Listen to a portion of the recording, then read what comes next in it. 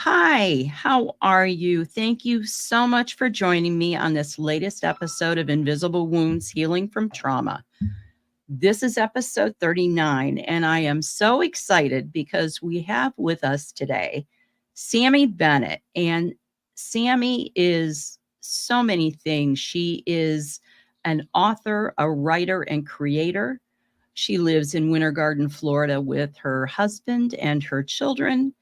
And she loves chai lattes and PBS Masterpiece shows, which I can totally relate to, and walks with her wild dog.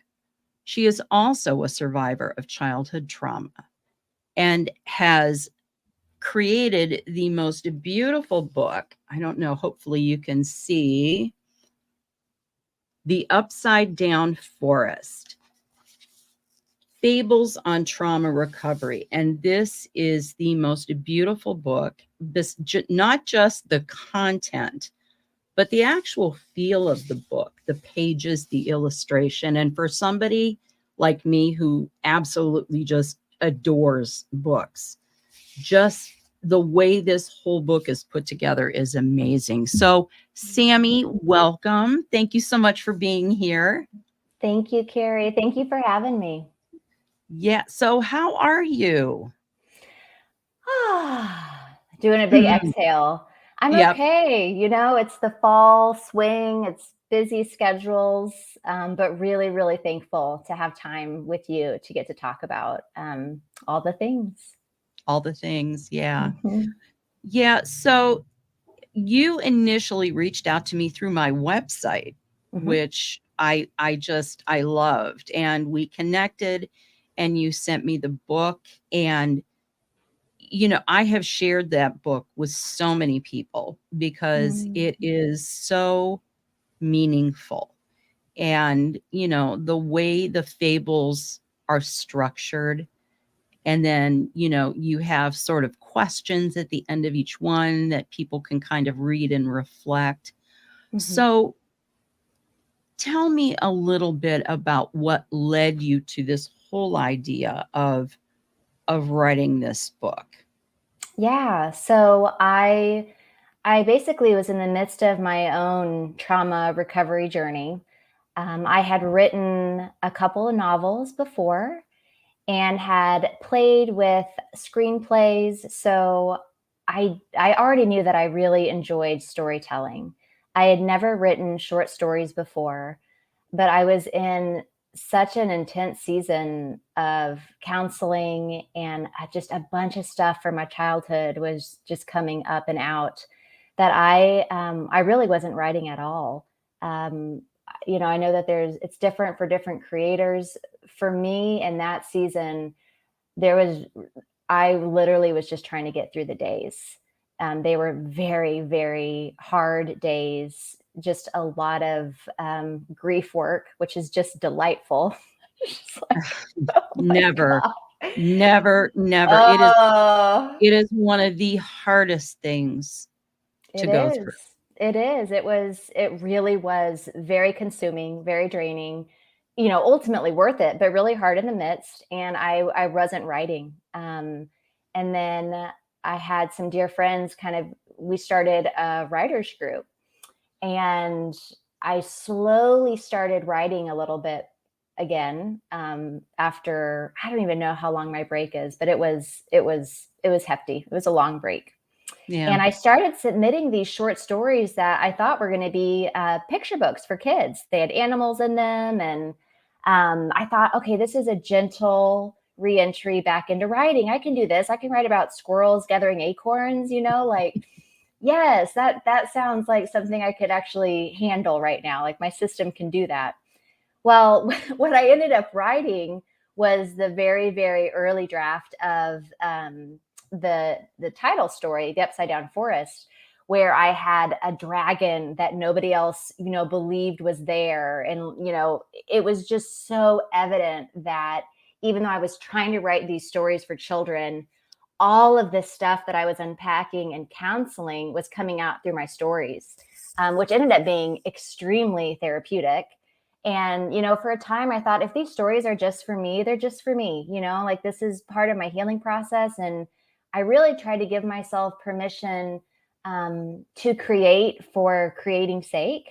Because, if I thought too much about the market for illustrated fables on trauma recovery, Mm-hmm. I probably would have stopped, but I didn't. And I had these two just amazing women with me, Christina and Heather, who are part of my writers group, who very gently could see what was happening and would just ask me some questions like, okay, well, what do you think the dragon represents? And, just asking I me, like it. oh, it looks like you're okay.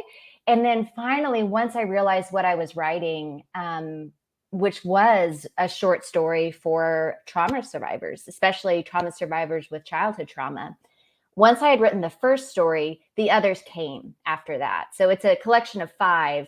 But the first one was really just supposed to be about squirrels and acorns. And then it took a turn and It did. I leaned in. So, Right. And, I think that's wonderful that you had that support with you to sort of help pull those pieces out and together. I don't know. I know that at least for me, I spent most of my life not feeling creative because I was still too buried in my trauma, yeah. And Yeah. so once I started doing the podcast and I began writing and I began doing all of that, it opened up lots of new pathways and lots of areas. So, I can definitely relate. Writing has helped me a great deal. Mm-hmm. It really Mm-hmm. has. It's been really I think in a way we do, we start on that healing journey and, we may kind of start it being for ourselves, but then it can turn into something completely different, Mm-hmm. you Mm-hmm. know? So what other ways besides writing, because you have an Etsy shop and you do lots of beautiful short poems and all of that. What is it other than writing that has helped you heal? Hmm.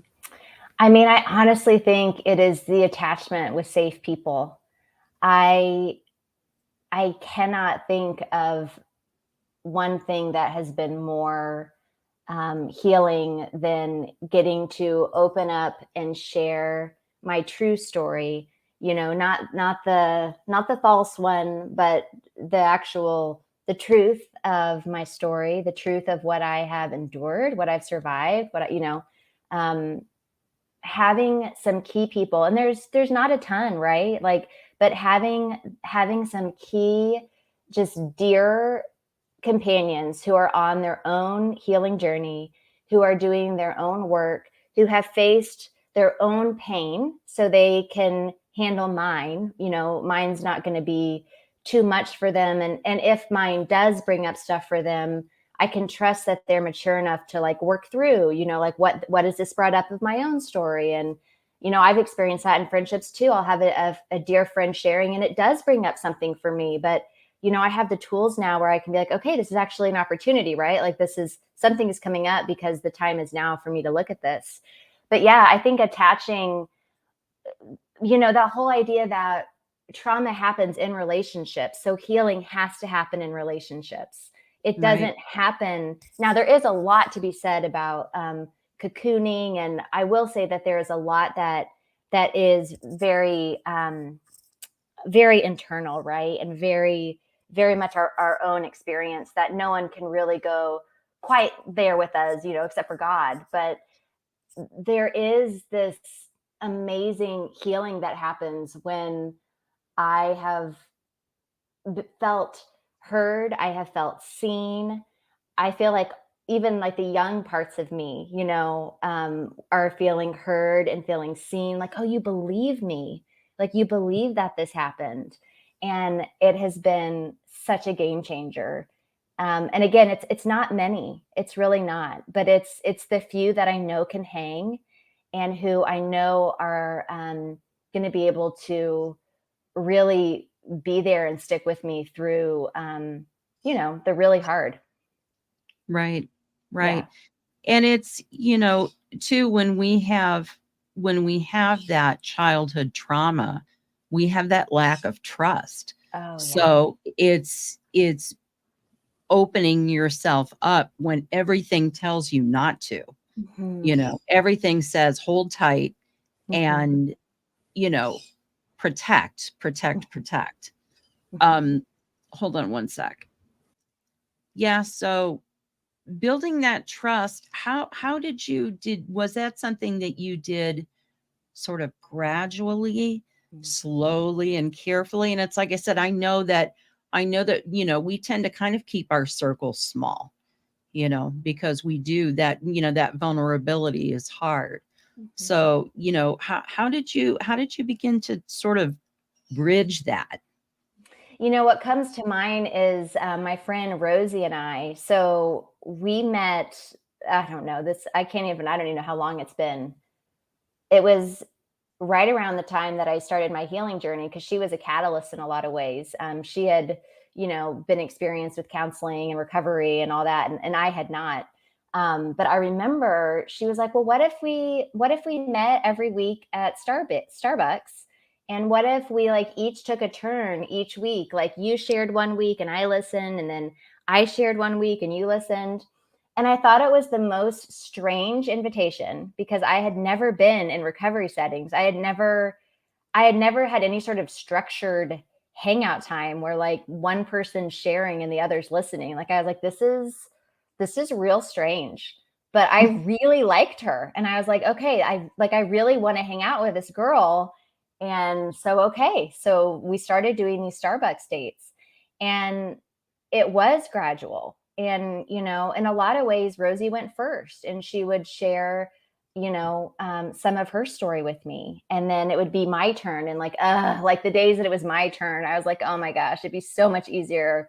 Can I just be the listener always? Like, I don't want to have to, open up. And it was so slow. It was just the littlest little bits of opening. And we just kept at it.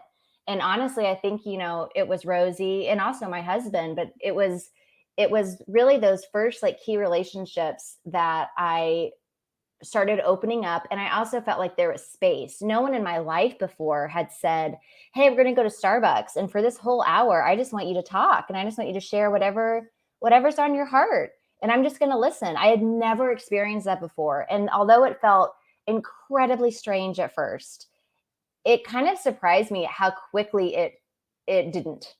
It Right. surprised me how quickly it felt like a good rhythm, something that I could count on in my week, something that even if I had been hiding all week long, for that hour, it'd be really hard to hide.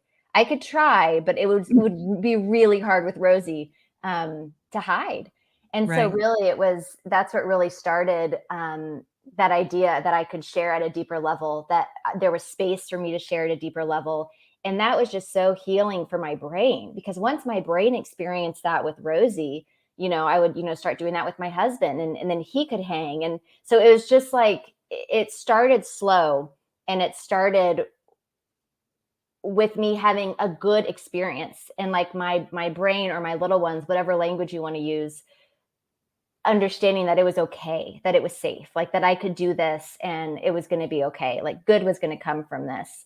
And, and again, I wish that there was some fast forward button with all of this, but I would say that those Starbucks dates lasted like a couple of years. I mean, I'm not talking about a couple of weeks. I'm talking about, this was, a commitment. And we're still like very close to this day. And I think a lot of it is that foundation we started with that, structured hangout that I found so odd at first. You know, Healing happens in the strangest of ways, doesn't it? Right? Yeah, it does. And just knowing that you're heard and seen and that you're validated is so important. I Yeah. mean, we spend so much time when we've had trauma feeling that nobody believes or understands or hears us, Yes. and we're dismissed, we're afraid, we hold back, we're not speaking our truth. So, to be able to do that is a very, very important piece Yeah. in healing. Yeah. Now, you talked about grief, and that's something I really, really, really relate to. Mm. How, and I don't want you to go into it, but just how did you kind of get through what helped you get through your grieving process? And it may not be done, and but I mean, what were some things that kind of helped you through that? Yeah, no, that's a really good question. I remember my counselor saying that grief came in waves and that I could fight it, and that actually wouldn't be that helpful. Or I could trust that there was going to be an ebb and a flow. Right. And so I think honestly, one of the biggest things that helped me was allowing the wave to do its work. Um, Right. Now I don't always do this. I can still, I can still fight it. Like when I can kind of like feel it, like coming like up in my body, because, I had something, earlier this month that caused a lot of grief. And I woke up in the morning and I could feel that my patience was just like very low. My energy level was very low. Um, Stuff was getting to me that normally wouldn't get to me. I could tell that something was very off. And I knew enough to know, okay, I think that this is grief. Like, I think that something is wanting to come like up and out. And by like that night, I was crying in the closet because it was just like, woo. Yeah. And I'm not trying to simplify this by any means. The example I'm giving right now seems very clear cut. Like, oh, I woke up and I didn't feel right. And by that night I was crying. And then like the next day I did feel better. But that's true. Like that is true. That really did happen. But Sure. that is not always how it has been for me. And certainly, um, they're different waves, like they're different sizes of waves, and they have a different umph to them. Right. But one thing that has really helped me with grieving is knowing that the wave does ebb, like it really does. Like it feels, when you're in it, especially back in like 2016 when all of the stuff from my childhood was coming up and out for the first time, it didn't feel like a wave. It felt like, I don't even, like one of those uh, water swirls, Yes. um, where there was no ground underfoot, like where up was down and down was up. And it didn't feel like a wave at all. But I trusted my counselor enough to believe that maybe this was just a really big wave and maybe it doesn't feel like a wave because I haven't really grieved before, at least not like this. Right. Um, and so I think what helped me the most was actually doing the thing, like actually grieving. Like what helped me get through grieving was grieving and realizing that it didn't take me out. It felt like it was going to, but it didn't. And I mean, I don't mean to sound like a broken record, but having No. people with me that I could attach to and that I could share, like when this most recent grief wave came, I was able to tell John, my husband, and I was able to reach out to, some key friends and be like, hey, listen, I think something's coming up, um, and that's been just a complete game changer. Yeah. Yeah. Yeah. It does. That support makes all the difference. It Yeah. really does. And it's funny when you talk about grief coming in waves, and there's so many different things we can grieve. It's not just losing a person. Of That's right. course, that seems to be the most profound, but we grieve the loss of jobs, or the loss of a home, or the loss of a situation, or whatever. And I had a moment actually last night where my aunt found pictures. I lost my sister when she was 6, and I Mm. had raised her. I was 13. So my aunt said, I found a bunch of pictures of you and your sister, and I'm going to send them to you. And I got them yesterday, and I was like, Mm. you Yeah. know, and it's been since 1977, Yeah. that she's been gone. And it's, you know, I think with grief, I think you just, you sort of get through the worst of it, and then, you sort of put it in your pocket and you sort of walk it with you. It doesn't control you, Mhm. but it's not something, I don't feel, at least for me, it's not something that's ever going to completely just be over and done. I so resent that, but I so agree with you. I so wish that there could be I did it. I grieved that, Yeah. but I agree with you 100%. That has not been my experience. My Yeah. experience has been the waves. And Yeah. again, I had one very recently, so I Yeah. don't imagine that they're going to stop. No. Yeah, and as life goes on, and we experience so many different things. It's, some of it we sort of rise above and move beyond, and then there's those things that we learn to carry quietly, and deal with them when they come up, and then sort of put them away again for a while. But it does,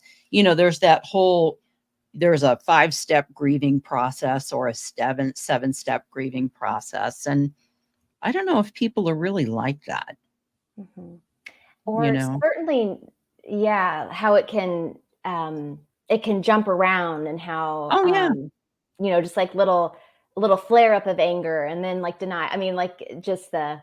um The the bargaining piece I get. That I really connect with that piece. I think we all do that, you Mhm, know, big time. But, mhm, yeah, so that's good. I mean, it's so good that you've had that support, and that, you have been able to get to the point where you've healed enough so that now you can share your experiences and share what you've learned, and then help others. I mean, mhm. I think that, for lots of us that have gone through that, that's where we end up. It's like, here's what's worked for me, and here's what I can give to the world. Yeah, And, that's right. you can love it, you can like it, you cannot like it. It's up to you. It's your choice. But Mhm, this is my gift, mhm, in my healing mhm. to you. So what is next for you? What are you planning? What's coming up for Mm. you? So yes, you mentioned my Etsy shop, and I in the Upside-Down Forest, after each of the fables, I have a poem. And I've always been drawn to poetry. I remember like really um, when I would feel real moody in college, like going outside with a notebook and just doing some sort of free verse. And yeah, I've always loved poetry. And so I do feel that a lot of poetry has been coming up and out. And so that is a big focus on my days right now. Is It's called Peaceful Poem, and it's my Etsy shop. And they're short poems. It's so interesting because I have done long form writing before, but now I am so drawn. Like they're short stories. Like my fables are short stories, and my poems are short poems. Like they're very condensed. And um, I don't know. There's something I'm really loving about that. There's something I'm really loving about, hey, how can I tell a story as concisely as possible? Or how can I get across idea in like 3 lines? I mean, I'm really enjoying that. And I think part of it too is I just know what it's like. I know what it's like to live with a traumatized brain. I know what it's like when you're really in the weeds. And, there were a lot of books that I wanted to read that I just didn't have the space for at the time. And so I really did want that for Upside-Down Forest, for it to be a book that you could, that would be gentle on someone who's like, even if you're in the midst of it. Like I wanted a book that would be gentle. And I find that with my poems too. I really like that they are like nuggets. I like that they are small. So my poetry for sure. And then I started working on, I've written 2 new fables. um I know one I'm so is about, excited. thank you. One is about a spider, and the other is about an elephant. So they're very different, and very different to write. One was a lot harder to write than the other, the spider one. But it was, yeah. So I literally, I have a writer's meeting tomorrow, and we're going over my most recent draft of the elephant story. And again, I cannot stress, and I mean, I cannot stress like how important, like,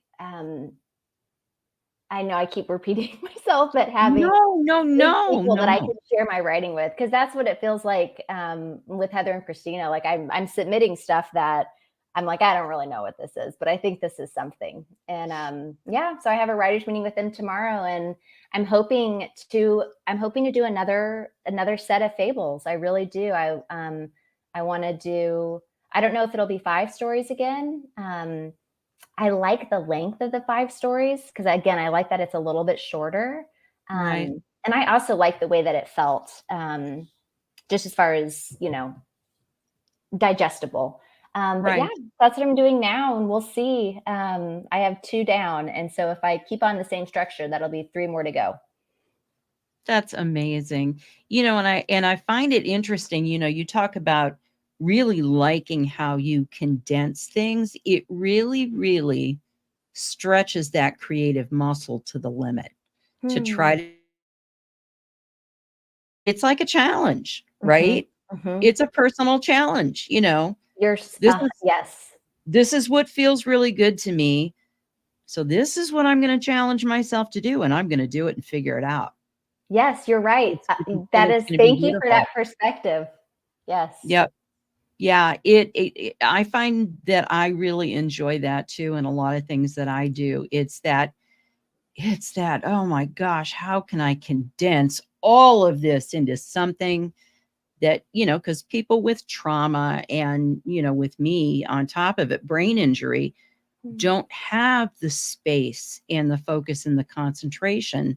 Mhm. I adore reading, but the older I've gotten, the harder it is for me to sit Mhm. down and really read a book. It's Mhm. it's just it's tough. Mhm. So having something that is easier to digest, that's a little simpler, a little shorter, really makes sense. And people's attention spans anyway, even without trauma and everything else, people's attention spans have shortened up big time, you Yes. know. Myself included. Yes. Yeah. Yes. Me too. So, doing something that is meaningful and impactful in a more condensed version it serves everyone Mm. very well, Mhm. you Mm. know. No, thank you for So, that. I love that perspective. yeah, no, I'm so excited for, to see all the things that you're going to do and your new fables, and I'm sure that you're going to have much more to give to the world and to Mm. offer. Thank you. Your perspective on things and your creativity is just beautiful Thank you. and wonderful and such a gift. Thank you. Thank you, Carrie. You're a gift as well. Thank you for all that you are and all that you bring. Oh, Yeah. thank you. I appreciate that so much. Yeah. Well, I guess I would just wrap up with one more quick question. Is in everything that you write, with your poems, with the book, with everything, what is one thing, thinking about condensing, what Mm. is one thing that you would like for your readers to take away from your writing? Hope. Hope that it can be just the most brutal of days, and you do put one foot in front of the other, and you keep using the tools that you have, you keep reaching out, and you can make it through. Like, you really can, even if it doesn't feel like it, even if it seems just like an endless tunnel and there's no light anywhere. um, there is hope. Like, there really is hope, and you really can make it through. Yeah. Yeah. Yeah. And that's I think that's the same thing for me. You know, that's the one thing that we really want people to understand is if we can get from where we were, Yes. it's possible. Yes. There is always hope. Yes. And so that's beautiful. That's a beautiful message for everybody. Mm. All right, Sammie. Well, thank you so much for being on the show and for sharing all of this with us. And for those of you watching and listening, all of Sammie's information, her website, her book on Amazon. You can get it either on Amazon or through her website, The Upside-Down Forest Fables on Trauma Recovery, and her Etsy shop. I'll put a link on my website as well so that you can go and shop and look at all of the just beautiful little poems and thoughts that she has on there. They're just amazing. Thank you so much, Sammie. Thank you, Carrie. Thank you so much for having me. This was a gift. Thank you. It was for me too. It was for me too. Thank you so much. And we'll talk soon. Okay, sounds good.